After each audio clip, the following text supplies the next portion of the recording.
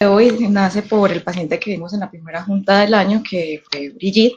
La idea es hablar un poco de cama hospitalaria, también algunas puntualidades acerca de posición de paciente encamado y finalizar con un artículo a modo de conclusión. Empezando con la parte de cama hospitalaria, entonces vamos a tener en consideración, obviamente todos conocemos la función que tiene la cama para el reposo tanto de pacientes como no pacientes, pero adicionalmente para la prevención eh, y el tratamiento rápido, adecuado de las contracturas y de las úlceras por presión, pues debemos tener en consideración que se requiere de un equipo que va no solamente con el equipo, sino también acerca de la disponibilidad y el entendimiento de parte de los cuidadores, ya sea del personal médico o del cuidador en casa, de ciertas indicaciones acerca de posición.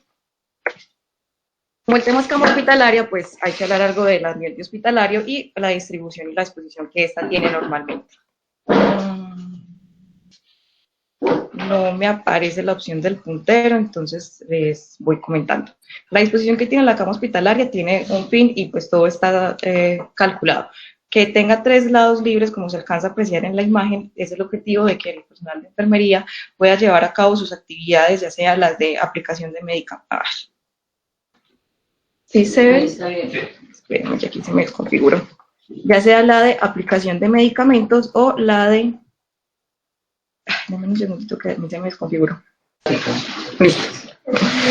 Entonces, la disposición que tienen, que sea 3 extremos libres y que sean los laterales y la parte de adelante, está dada para que se facilite la actividad del personal de enfermería, ya sea tanto en el aspecto de aplicación de medicamentos, de cuidado, de aseo, de higiene, y adicionalmente esto también facilita pues que el paciente pueda llevar a cabo sus movimientos movimientos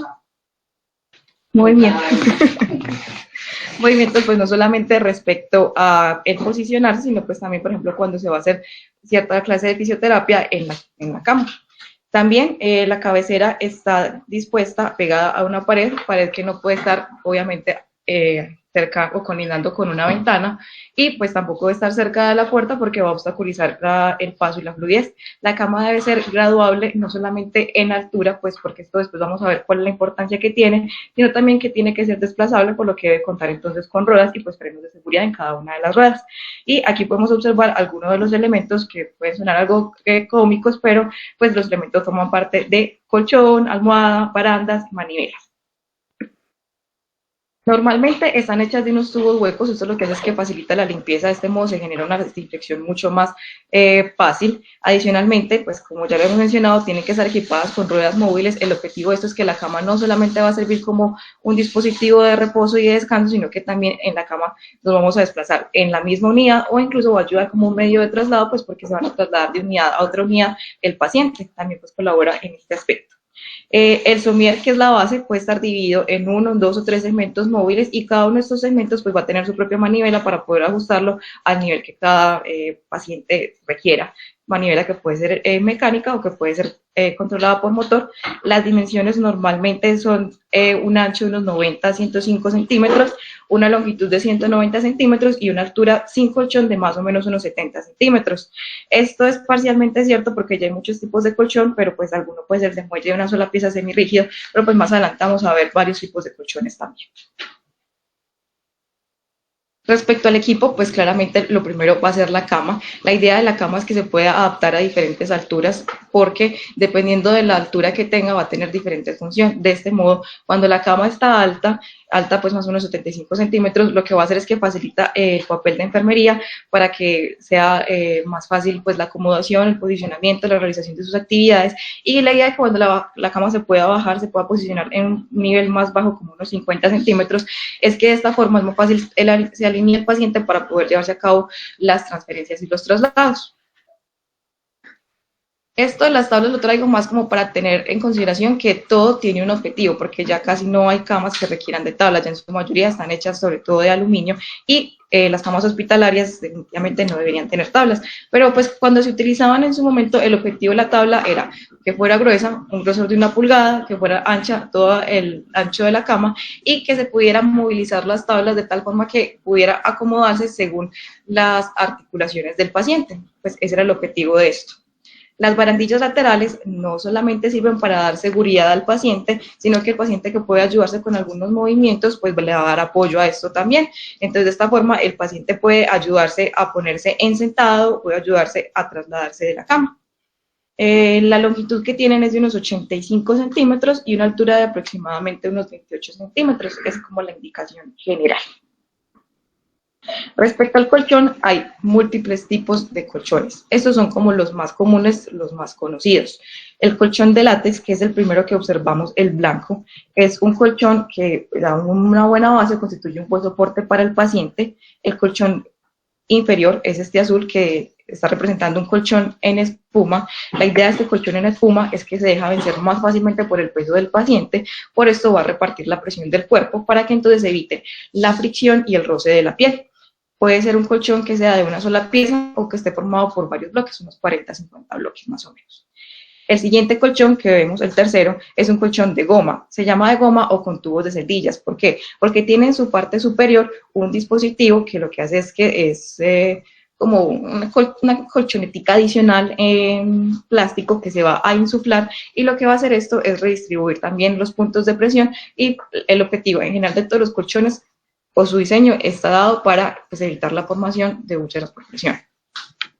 Los dos colchones que siguen son colchones que están motorizados, o sea, que están conectados a motores.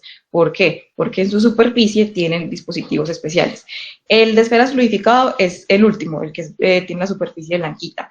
Es de esferas fluidificado significa la parte de arriba es un aditamento que tiene unas esferas de vidrio, que este colchón está conectado a un motor. El motor, cuando se prende, lo que hace es que va a insuflar aire, y este aire lo que hace es que va a mover entonces las esferas de vidrio. Este movimiento de las esferas de vidrio igual lo que hace es redistribución de zonas de presión, y pues se describe como si el paciente estuviera flotando, da esa sensación. El otro es el colchón antiescaras, que sería el cuarto colchón, que es un colchón que tiene una disposición de unos túbulos paralelos. Es decir, está el colchón y pues tiene como segmentados varios túbulos. La idea de estos túbulos es que pues van a haber unos pares y unos impares. Se van a insuflar de forma alternativa, como así. Los números impares, 1, 2, 3, 4, 5, van a estar inflados, mientras que los pares están colapsados, y esto va a ir ciclando porque es un colchón que es motorizado.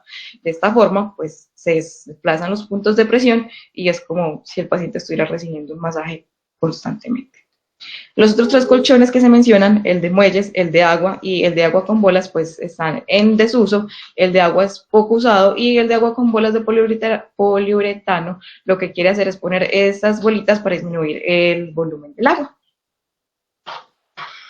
Respecto a algunos accesorios, vamos a encontrar entonces pues las barandillas de protección, que son unas bolsas de polietileno, o pueden ser almohadas. La función que tienen es evitar pues que el paciente se lastime. Hay otros dispositivos, las cuñas, son unas piezas triangulares que lo que quieren hacer es ayudar al posicionamiento del paciente, a mantener la estabilidad, aunque pues el mismo resultado se va a encontrar con cojines o con las sabanitas en rollitos que ponemos como de forma más artesanal. Está la férula antirrotación, que es una pieza que va a tener una superficie de plástico duro, pero que por dentro va a estar cubierta con, o va a estar acolchado, y lo que quiere hacer es mantener el pie inmovilizado y en una posición correcta, evitar la flexión plantar y que el pie quede en péndulo. Eso es lo que quiere evitar. Otros accesorios, está el arco de protección o el arco de cama, que lo que hace es que se aplica el arco para poner encima de él las sábanas o las cobijas, y de esta forma evitar la fricción. Estos pues digamos que ya son más del ámbito hospitalario. Pues el soporte de sueros, como su nombre lo dice, es una pieza, es un dispositivo que es removible, es ajustable en altura, y es para que en sus extremos superiores pues se cuelguen las bolsas de infusión. Está el soporte de bolsa de diuresis, que va unido al somier de la cama, que va a sujetar pues la bolsa de diuresis para que esa sea más fácil de manipular y pues sea más visible. Y está el estribo o el triángulo de Waldman, que permite o ayuda al paciente que se pueda mover a que lleve algunos desplazamientos, como es incorporarse y algunos cambios de posición. Siendo estrictos para hablar del tipo de camas, en realidad solo hay dos tipos de camas hospitalarias: las camillas de exploración y las camas de reposo. Las camillas de exploración, pues hay de dos tipos, rígida y articulada. La rígida tiene una estructura que es un tubo metálico sobre el que asienta un colchón de base rígida recubierto en piel. Puede llevar ruedas pues, para ayudar al traslado. Y la articulada es algo similar, solamente que tiene una articulación que ayuda a que se eleve la cama a unos 90 grados sobre el plano horizontal y puede ser con una o con dos articulaciones. Ahora sí, hablando de los tipos de cama, pues el primer tipo y digamos que el más antiguo o el más básico es la cama con somier rígido. Este, como su nombre lo dice, es una base metálica, no tiene articulaciones y pues algunos modelos, de hecho casi todos, sí tienen la posibilidad de que se pueda llevar un movimiento de inclinación por la manivela para poder elevar al paciente, pero es de forma en bloque, no articulado. Diferente a lo que vemos con las camas articuladas, que esas son las más frecuentemente utilizadas, que son camas que constan de un somier articulado, puede tener 2, 3 o 4 articulaciones, depende de lo que se quiera lograr, y pues cuando es por ejemplo de 3 articulaciones, la idea es que haya un soporte para la cabeza, un soporte para el centro que está dado en la pelvis y un soporte inferior en los pies. Cuando tiene más es como para brindar un soporte extra, ya sea en hombros o en rodillas, y se puede, cada articulación se puede modificar o cambiar con manivelas que son mecánicas o pues si la cama es motorizada con control. Vamos a encontrar otro tipo de cama que es la cama ortopédica. Esta cama es básicamente una cama articulada que tiene el marco de Ballmann, que es una serie de tubos que tienen unas poleas y unas cuerdas sostenidas a unas pesas. ¿Qué es lo que quiere hacer esta cama? Generar tracción, como en un extremo la extremidad y en el otro pues pesos ya de diferentes grados del peso. La idea o el objetivo que tiene esta cama es que es para alinear una extremidad que esté fracturada, para evitar deformidades, para parálisis o para aliviar el dolor en los traumatismos.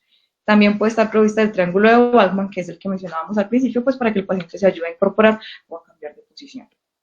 Que sería más o menos esta, una cama pues ya en una visión más real.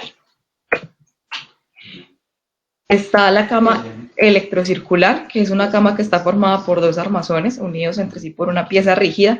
El objetivo de esta cama es que puede llegar a cualquier posición, horizontal, vertical, inclinada en cualquier ángulo e incluso en prono.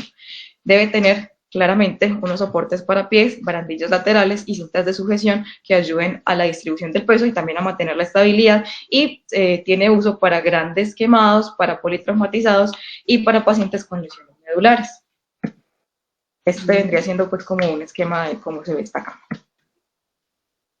Está la cama rototest, que es una cama que mantiene al paciente sujeto, pero girando igual, redistribución de puntos de presión. La idea es prevenir la aparición de escaras y pues los armazones o las sujeciones laterales deben estar adecuadas con almohadillas. Esta es la visión que vemos.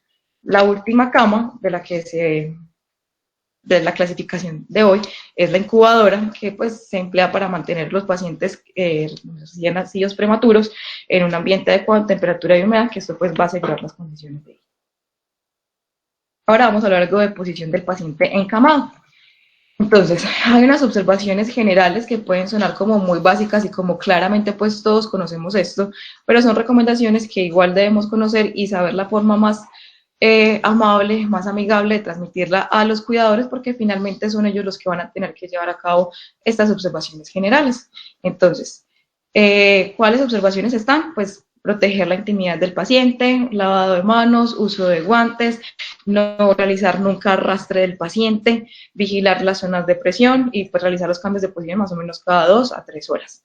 También, en la medida de lo posible, cuando se intente hacer el cambio de presión, intentar hacer un masaje suave en las zonas de presión, pues en los puntos de apoyo, no dejar arrugas, objetos ni nada abajo pues del paciente, no apoyar al paciente en la úlcera y cuando hay algunos estados especiales como los de fiebre, desnutrición o deshidratación, dicen que lo ideal sería que hubieran mayor cambios, o sea que se disminuyera el tiempo del cambio de posición, pero no pues encontré exactamente la indicación de cada cuánto entonces cambiar la posición del paciente.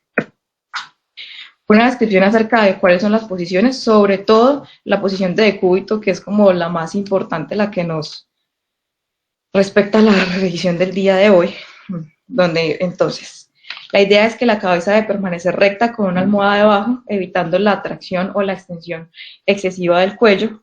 Las pantorrillas deben estar ligeramente separadas, a una almohada al nivel del hueco popliteo para evitar las hiperextensiones, una al nivel de las pantorrillas para evitar el apoyo de los talones en la cama y una bajo los muslos y la cintura que tiene como objetivo evitar el apoyo sacro. Los miembros superiores se pueden colocar en cualquier posición en función de cómo el paciente esté más cómodo y la idea es que los pies deben mantener una flexión dorsal de aproximadamente los 90 grados con los pies apuntando hacia el techo, que es como la vemos pues ahí la disposición en la imagen. Respecto al decúbito lateral, se va a colocar entonces una almohada bajo la cabeza del paciente. La idea es que el brazo en el que se haga el decúbito, en este caso digamos que es un izquierdo, debe estar en posición anatómica, acomodada. El otro brazo en el que se va a apoyar, el otro brazo se apoya en flexión en una almohada. La idea es que la mano tenga una ligera elevación para que esto favorezca el retorno venoso. La pierna del decúbito debe permanecer en extensión o con una ligera flexión hacia atrás y la pierna superior, o sea, la que no es la del decúbito, pues se va a poner en flexión encima de una almohada dejando libre el talón. Se coloca una almohada en la espalda del paciente, el objetivo es alinear la columna, mantener la posición del decúbito lateral y dejar libre el sacro y comprobar la correcta posición del pabellón auricular. Esta sería más o menos la posición como debería estar el paciente en decúbito lateral.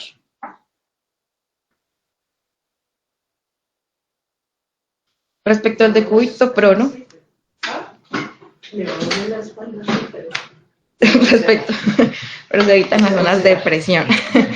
Respecto al decúbito prono, se debe colocar una pequeña almohada en la cabeza que va a estar lateralizado. Igual hay que fijarse en la posición del pabellón auricular. Otra almohada se pone a nivel del tórax y el epigastrio, sobre todo en las mujeres hay que tener mucho cuidado que no haga presión en las mamas. Otra en la parte baja del abdomen, la idea es que no haya apoyo de las crestas ilíacas. Otra en la parte de los muslos, la almohada que debe estar entre el abdomen y los muslos, hay que tener mucho cuidado porque normalmente es donde va a estar ubicada la sonda vesical, hay que vigilar, o en los hombres pues es la zona donde van a estar los genitales. Otra almohada en la parte distal de la pierna, sacándola entre los pies, aquí se ve como un poco mejor. La idea de esta almohada es, uno, que los malleolos pues no estén juntos, no se estén rozando, y lo otro es que se alcance a poner una posición de dorsiflexión de unos 90 grados. La idea es que en teoría tampoco la punta de los dedos debería estar tocando la cama. Y igual... Dorsiflexión de 90 grados no, sería el neutro de... Dorsiflexión de 90 grados no se pueden colocar indistintamente pues como el paciente vaya a estar mucho más cómodo. Esta es más o menos la posición. Entonces, como la paciente que habíamos visto tenía una sospecha clínica de una parálisis cerebral y adicionalmente tenía una alteración estructural que era la escoliosis, pues encontré este artículo que me parecía como adecuado traer a la charla para hacer una revisión acerca de, como el título dice, postura preferida al acostarse y asociación con escoliosis y caderas con deformidad en Wine-Swept en adultos con parálisis cerebral. La paciente no tenía esta deformidad, pero pues sí tenía escoliosis. Y cabe resaltar que el encontrar literatura acerca del tema es un poco difícil porque es un tema más bien poco taquillero. Y de hecho toda la información que he contado hasta ahora es información fácilmente encontrada dirigida al personal de enfermería. Ahorita les hablo más de la deformidad. Entonces, el artículo propone pues lo siguiente, una pequeña introducción. La parálisis cerebral, como sabemos, es un trastorno neurológico, es una lesión no progresiva que se lleva a cabo en un cerebro fetal o en un cerebro infantil en desarrollo. Conlleva a unas complicaciones frecuentes. Entre ellas, pues las complicaciones van a llevar a aumentar el riesgo de problemas adicionales como dolor, como infecciones urinarias, úlceras en piel, infecciones en piel, infecciones respiratorias. Todo esto está dado por una movilidad limitada y una asimetría de fuerzas. Esto va a llevar entonces a una adaptación anómala de tejidos, a formación de escoliosis, oblicuidad pélvica, en cadera subluxación y la deformidad ya mencionada. Y esto se da sobre todo en el individuo que no deambula. No ambula. Perdón, no ambula. Recuerden que deambular es andar sin rumbo fijo, perdido en el espacio. Listo, profe. Habla de una posición preferida, o sea, una posición, no es como, es una descripción de una posición habitual, que es aquella en la que el sujeto vuelve a su actitud original aún después de que se le corrige la posición. Es una posición que indica que hay una alteración o una alteración de los tejidos del cuerpo que se están adaptando fisiológicamente a otra postura, y esto se considera que es el resultado de una adaptación plástica y de una posición que se toma por periodos prolongados, por una misma posición por un periodo muy prolongado. Esto conlleva una discapacidad que se va a ver agravada por la gravedad, y dicen que es una posición que se establece desde el nacimiento, solamente que se va perpetuando con el tiempo. Respecto a las asimetrías de la postura, habla de unas fuerzas desiguales que van a conllevar a una alteración en la adaptación de los tejidos, dado por largos periodos en una misma posición, y va a predisponer a problemas estructurales. El artículo plantea si la gravedad de la parálisis cerebral va a estar en relación entonces, o se va a asociar con la presencia de luxación de cadera, oblicuidad pélvica y escoliosis, que hasta el momento se sabe que pues sí parece que hay una relación, pero pues es débil esta correlación. También se plantea si la postura acostada preferida está en relación con a dónde va a tener la curva, por ejemplo, la escoliosis, o a dónde se va a dirigir la deformidad de las caderas. También se pregunta si el decúbito prono y lateral están asociados como un factor de riesgo a la aparición de escoliosis, y si esto es así, se debería preferir en estos pacientes una posición en decúbito supino. Y finalmente está hablando acerca que el tiempo, sobre todo pues en términos de que el tiempo va a predisponer al desarrollo de contracturas y distorsiones debido a la adaptación plástica que van a tener estos pacientes. Entonces, ¿cómo se define el síndrome de caderas Weinblum? Es una triada que tiene escoliosis, oblicuidad pélvica y caderas en Weinstein. ¿Cuál es la definición de estas caderas? Es la siguiente. Una de las caderas va a tener una alineación que va a ser hacia aducción, con rotación interna y con flexión. Esta cadera va a tener más tendencia a lo que es la subluxación posterior. La otra cadera, por el contrario, va a tener entonces la disposición contraria, que va a ser en abducción, en rotación externa y en extensión, y esta cadera lo que va a tener es más predisposición a lo que es la displasia anterior de cadera, que es lo que vemos en esta imagen esquematizada y en un paciente. Se habla que la prevalencia de esta deformidad en cadera en los pacientes con parálisis cerebral es de aproximadamente el 18%. También que la escoliosis en estos pacientes, en los pacientes con parálisis cerebral, tiene más o menos una incidencia del 11%, pero esto es variable dependiendo de la clasificación del Gross-Motor. Por eso, en algunos pacientes, por ejemplo, con clasificación 4 a 5, cuando llegan a la edad de los 18 años, pues hasta el 50% de ellos tienen riesgo de presentar escoliosis.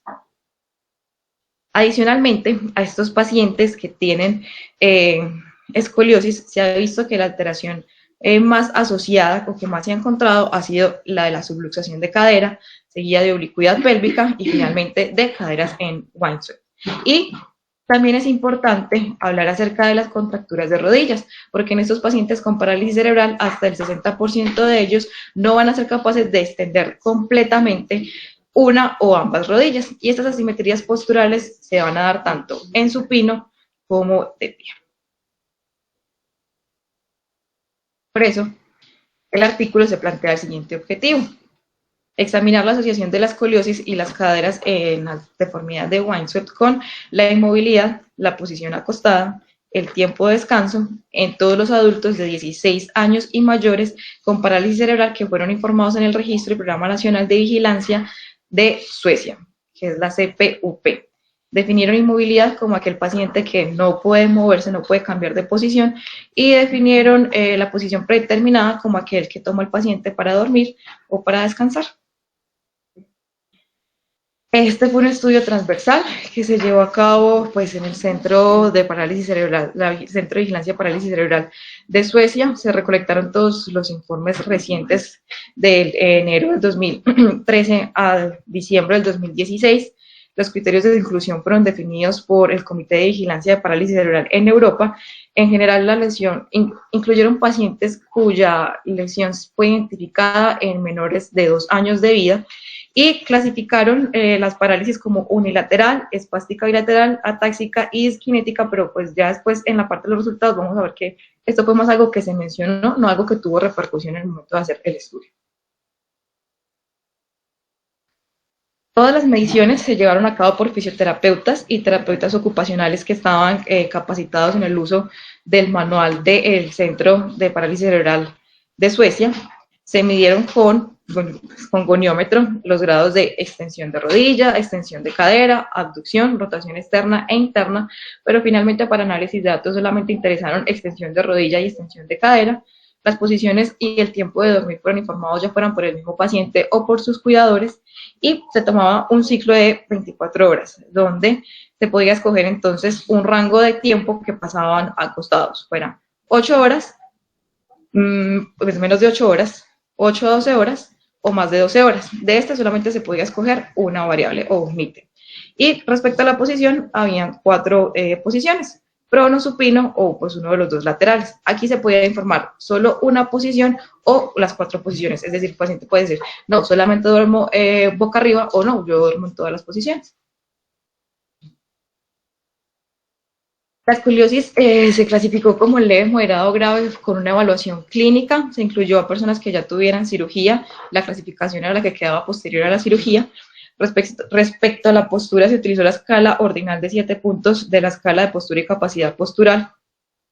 A grosso modo, tiene pues una calificación de 1 a 7, siendo 1 un paciente completamente inmóvil y 7 pues un paciente que puede movilizarse tanto en la posición en la que está como cambiar de posición. Así, de 1 a 3, pues son pacientes que el estudio iba a definir como pacientes inmóviles, que van a ser como finalmente los más importantes para el caso. Y la deformidad de las caderas, se midieron los ángulos con la fórmula de cálculo de Pearson y Bunke. Se corrigió con la versión modificada de la fórmula de Porter y hablaba que la definición estaba dada por un ángulo que fuera o menor de 0.5 o mayor de 2, y cuando se hablaba de desviaciones también en grados, se ponía de corte 20, siendo más de 20 una desviación hacia derecha y siendo menos de 20 una desviación hacia izquierda. En total fueron 830 adultos los que evaluaron, 469 hombres, 661 mujeres. La mediana de la edad fueron 23 años, pero habían pacientes desde 16 hasta 73 años. De estos, el 14% tenía escoliosis, el 21% tenía la deformidad de las caderas y un 4% tenía coexistencia de ambas entidades. Respecto a al posicionamiento o al enderezamiento de caderas, o sea, la extensión de caderas y la extensión de rodillas, se documentó que no lo podían hacer el 26% de pacientes enderezar cadera y el 54% de los pacientes no podía enderezar rodillas. Esto es importante. Esta tabla pues es más como una distribución demográfica donde vamos a encontrar que la mayor parte de los pacientes que fueron evaluados pues tenían una clasificación Gross Motor 5. La mayor parte de los grupos se encontraron que era, pues la mayor parte, sí, se encontró que eran pacientes que dormían más de 8 horas, tanto en escoliosis como en deformidad de ambas caderas. También se encontró en la parte de escoliosis que era más frecuente que el paciente durmiera en decúbito lateral, y se encontró que la mayor parte de los pacientes, lo cual es esperable porque la mayor parte eran Gross Motor 5, pues tenían una clasificación de movilidad que era de paciente inmóvil. Aquí es que sí se alcanza a ver la rayita roja, muy poco, perdón, pero bueno. Entonces, lo que quiero resaltar de la tabla que ellos presentaban es lo siguiente. La primera tabla habla de escoliosis y de la evaluación de los factores independientes. De esta tabla me llamaron la atención, lo primero es que si vemos la posición que toma el paciente no es significativamente estadístico en la presencia de escoliosis, y en cambio sí se vio que pasar más de 8 horas acostado o pues tener inmovilidad eran los 2 factores de riesgo más encontrados en los pacientes para que presentaran escoliosis. Y esta es una información que fue coherente o que fue congruente después de hacerse el ajuste del OR, que es lo que vamos a observar en la tabla 4, que es la tabla del lado. Respecto a la deformidad de las caderas, vamos a encontrar que aquí sí había significado en una posición, que era la posición de supino. Aquí sí se encontraba que los pacientes que tenían esa posición estaban más asociados con el presentar esta deformidad. Igual encontramos que pacientes con un periodo de cúbito más prolongado, pues mayor de 8 horas, se encontraban más asociados con la presencia de esta, y pues pacientes también inmóviles, lo cual se confirma en la tabla 6 con el ajuste del OR. De esta forma, se establecía que los pacientes que no podían cambiar de posición al estar acostados, no podían enderezar pasivamente las rodillas, aquí no lo señalé, pero sí se alcanza a ver en la tabla, sí, me disculpan, y los pacientes que solo estaban acostados en posición supina, pues eran los pacientes con más riesgo de desarrollar esta clase de deformidad. Entonces ellos en su discusión plantean lo siguiente: los pacientes inmóviles en una posición acostada tienen mayores probabilidades tanto de escoliosis como de desarrollar la deformidad de las caderas que aquellos que son más móviles. Acostarse en una o más posiciones, no importa, pero sí en tiempo, más de 8 horas, aumentó las probabilidades de presentar escoliosis, mientras que acostarse únicamente en la posición de supino representó más riesgo de desarrollar la deformidad de las caderas. Esa, como para en ortopedia le llaman la deformidad en ráfaga. Azotadas por el viento, sino sí, que es pero que en ráfaga como para entender, sobre todo, es que no está... La postura. La postura. Pero esa deformidad, por ejemplo, la de los dedos de los pacientes de artritis reumatoidea en ráfaga. Entonces, y barridos por el viento, más o menos eso. Sí, es que barrer por el viento. ¿Como para qué? ¿Será? Bueno, es esa, sí. Se sugirió que acostarse de lado aumenta el riesgo y la gravedad de la escoliosis. Planteaban que es debido a una estabilidad resultante porque la base de apoyo se vuelve pues más estrecha y hay un mayor grado de movilidad entre los segmentos del cuerpo. Y aquellos pacientes que no podían enderezar las rodillas pasivamente tenían mayores probabilidades de presentar escoliosis y deformidad como de las caderas en ráfaga.